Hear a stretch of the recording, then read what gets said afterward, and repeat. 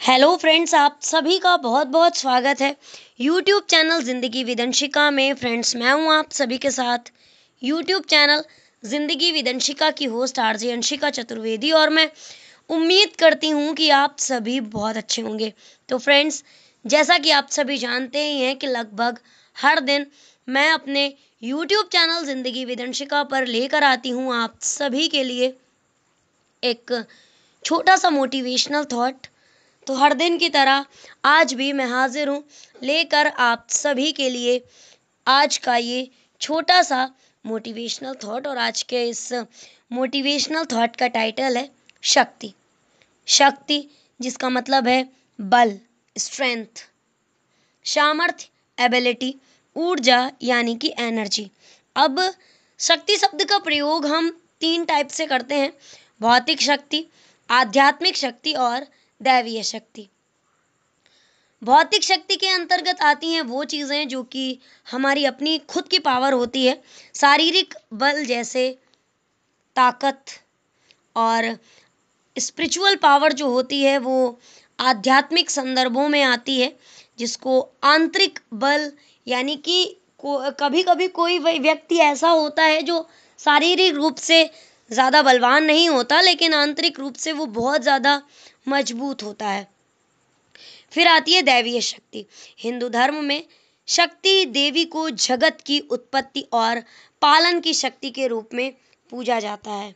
तो फ्रेंड्स, शारदीय नवरात्रि भी आज से ही शुरू हो रहे हैं और ये शक्ति की आराधना और आदि शक्ति की आराधना का महापर्व होता है। ब्रह्म सत्यम जगन मिथ्या, यानी ब्रह्म ही सत्य है, ये संसार मिथ्या है।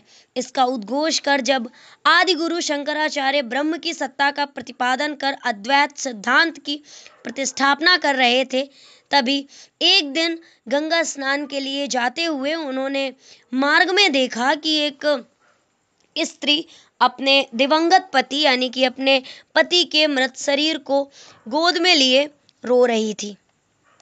जब उन्होंने हटने को कहा तो उसने सब की ओर संकेत किया और कहा, मृत देह स्वयं नहीं हट सकती।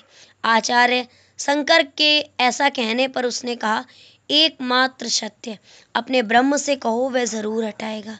ये सुनते ही उनका भ्रम दूर हो गया, वो उसके चरणों में गिर गए। वो अखिल ब्रह्मांड संचालिका शक्ति स्वरूपा माँ दुर्गा थी, जो उन्हें अपनी सत्ता का एहसास कराने आई थी। शक्ति की अखंड सत्ता को पहचान कर उन्होंने पंचदेवोपासना में माँ दुर्गा को प्रमुख स्थान दिया। शक्ति के बिना शिव भी शव के समान है।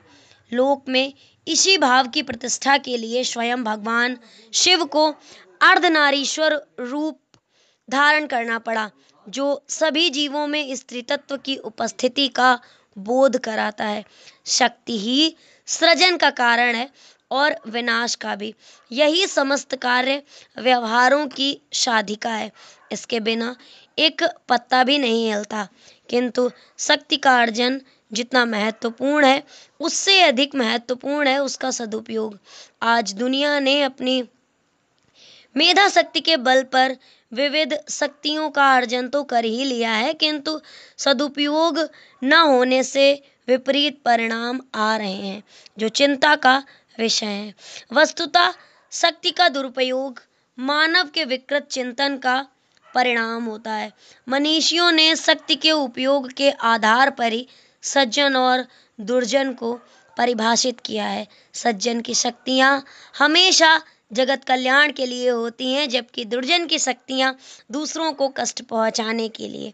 इस नवरात्रि माँ की आराधना कर विविध शक्तियों को अर्जित करें और प्रयास करें कि मानवता का विस्तार हो, उनका सदुपयोग हो और उन शक्तियों का सही उपयोग करने का ही संकल्प लें। इसी में शक्ति की उपासना की सार्थकता है। आप सभी को शारदीय नवरात्रि की ढेर सारी शुभकामनाएं।